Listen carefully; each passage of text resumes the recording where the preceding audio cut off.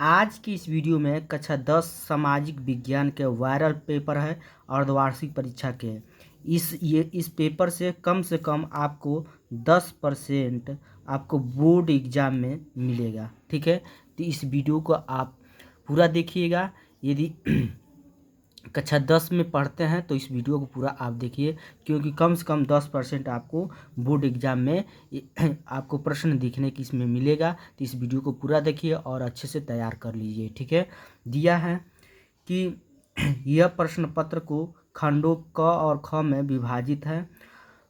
खंड क में बहुविकल्पी प्रश्न तथा खंड ख में वर्णनात्मक प्रश्न है। तो ग दिया है बहुविकल्पी प्रश्नों के उत्तर ओएमआर शीट पर तथा वर्णनात्मक प्रश्नों के उत्तर अपनी उत्तर पुस्तिका पर दीजिए।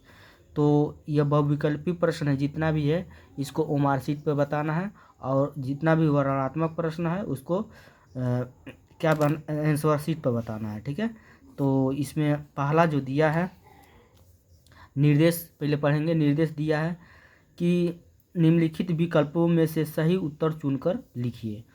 तो इसमें जो है दिया है पहला, राष्ट्रवाद का प्रारंभ किस देश से हुआ था?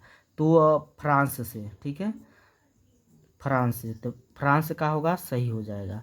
तो इस जो सही हो रहा है उसको हम ओएमआर शीट में भरेंगे। ठीक है, ओएमआर शीट में कैसे भरते हैं इसके पहले हम पिछली वीडियो में बता चुके हैं, तो उसको हमारे चैनल के प्ले लिस्ट पर जाकर उस वीडियो को आप देख लीजिए कि ओएमआर शीट में हम प्रश्न को कैसे भरते हैं। ठीक है, प्रश्न का उत्तर। ठीक है, अगला दिया है एंग इटली का सोसाइटी का संस्थापक कौन था?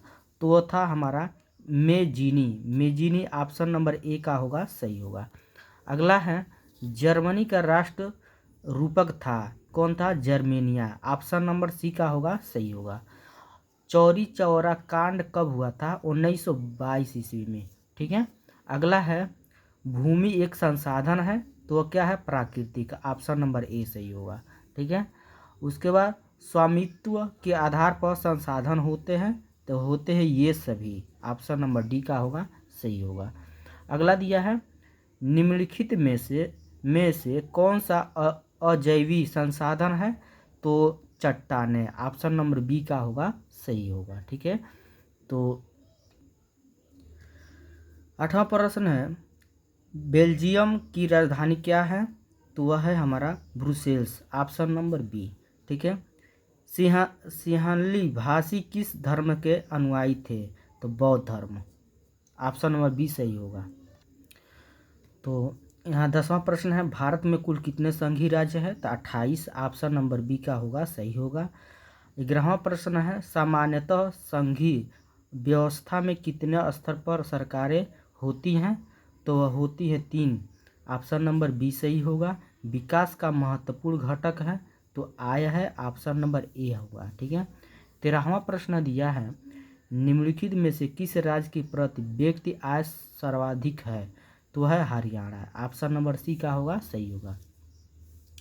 14वां है इनमें से अंतिम वस्तु की पहचान करिए। अंतिम वस्तु की पहचान करिए, क्या है? बिस्कुट, ऑप्शन नंबर सी सही होगा। भारत में जीविका का प्रमुख स्रोत है, तो क्या है? कृषि है, ऑप्शन नंबर सी। 16वां प्रश्न है वियना संधि हुई, तो वह हुई थी हमारा 1815 ईस्वी, ऑप्शन नंबर डी। दिया है 17वां प्रश्न हिंद स्वराज पुस्तक के लेखक हैं, तो कौन है? Mahatma Gandhi, option number D. कोयला किस प्रकार का संसाधन है? तो कोयला हमारा किस प्रकार का संसाधन है? अनवीकरणीय योग्य, ऑप्शन नंबर डी का होगा, सही होगा। ठीक है, 19वां प्रश्न दिया है निम्नलिखित में से किस राज्य में सबसे अधिक प्रतिशत कृषि भूमि पर खेती होती है? तो पंजाब में, ऑप्शन नंबर डी का होगा, सही होगा। 20वां प्रश्न है मानव विकास सूचकांक 2021 में भारत का स्थान है, तो वह है हमारा 131वां, ऑप्शन नंबर डी का होगा, सही होगा। अब खंड ब आ गया हमारा, दिया है वर्णनात्मक उत्तर लगभग 80 शब्दों में दीजिए। ठीक है, पहला प्रश्न है इसमें मारियान और जर्मेनिया कौन थे? जिस तरह उन्हें चित्रित किया गया है उसका क्या महत्व था?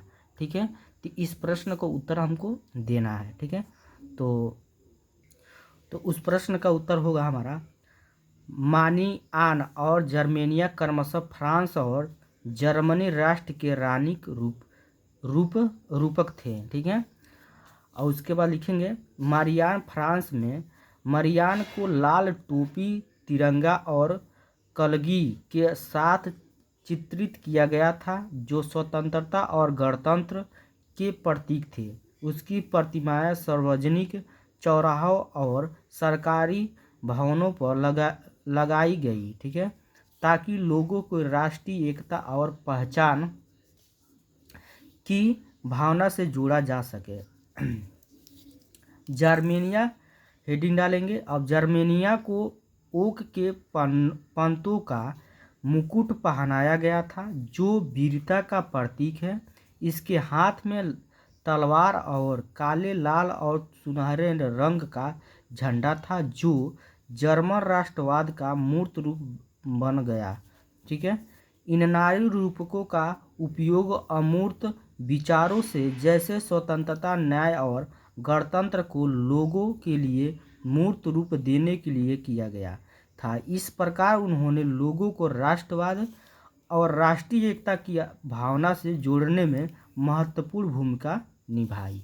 ठीक है, तो ये उसका क्या हो जाएगा, हमारा आंसर हो जाएगा।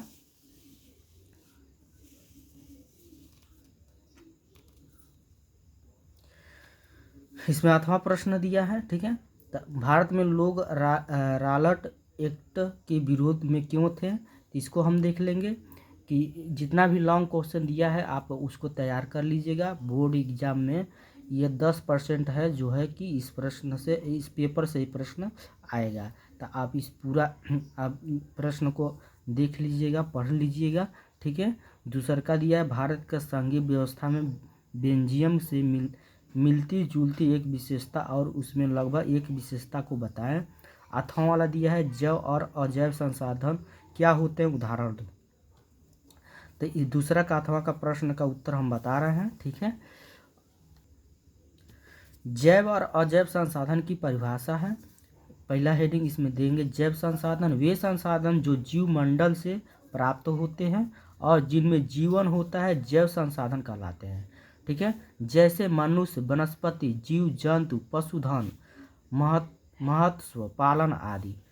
अजैव संसाधन क्या है, वे संसाधन जो निर्जीव पदार्थों से बने होते हैं अजैव संसाधन कहलाते हैं, जैसे चट्टानों, धातुएं, मिट्टी, हवा, पानी, सूर्य का प्रकाश आदि।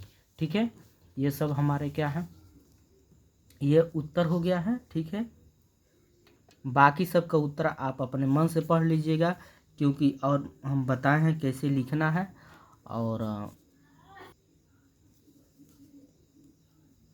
ये 8वां प्रश्न है, ये 9वां प्रश्न है। ठीक है, ये चैनल पर पहली बार है, चैनल को जरूर सब्सक्राइब करिए। ठीक है, और जो भी विद्यार्थी कक्षा 10 में पढ़ते हैं, बोर्ड एग्जाम देने वाले, इस वीडियो को पूरा देखिए।